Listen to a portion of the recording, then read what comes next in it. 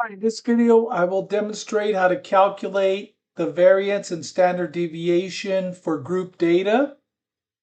Step one is we add 3 columns to the table. We need a midpoint column, frequency times midpoint column, frequency times midpoint squared column. To calculate the midpoints, we have to add the class limits, so 0 plus 4, and then divide by 2. So it's 4 divided by 2 is 2. And we could repeat that process, but since the class width is 5, we can easily calculate all the midpoints by repeatedly adding 5. 2 plus 5 is 7, 7 plus 5 is 12, and so on. Next, we calculate the frequency times midpoint values. We multiply. 3 times 2 is 6, 5 times 7 is 35, 10 times 12 is 120, and so on. And then for the last column, we have to be very careful because only the midpoints are squared. So it's the frequency times the midpoint squared. The easiest way to calculate this column is to multiply the midpoint values with the values in the frequency times midpoint column. So 2 times 6, 12.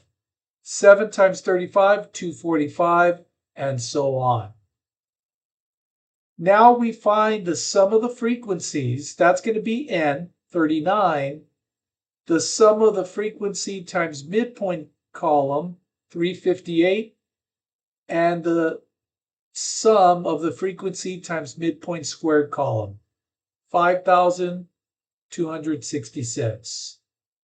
We're now ready to calculate the variance. So the variance for group data is this formula here. N is 29. The sum of the F times XM squared column is 5266 minus F times XM. The sum of that column is 358 squared divided by N is 29. 29 minus 1 is 28. Perform the computations, and we get the variance is 30.2. I round to the tenths. Now, when we calculate the standard deviation, we want to use as many decimal values as possible. Let's use the calculator to help us get that computation. Now, on the calculator, we type second square root, and then we type 30.23399. Hit enter.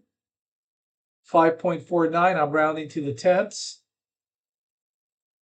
The standard deviation is 5.5. The final step is to find the modal class. That's the class with the highest frequency. The highest frequency is 10, so the modal class would be 10 to 14. Thanks for watching this video.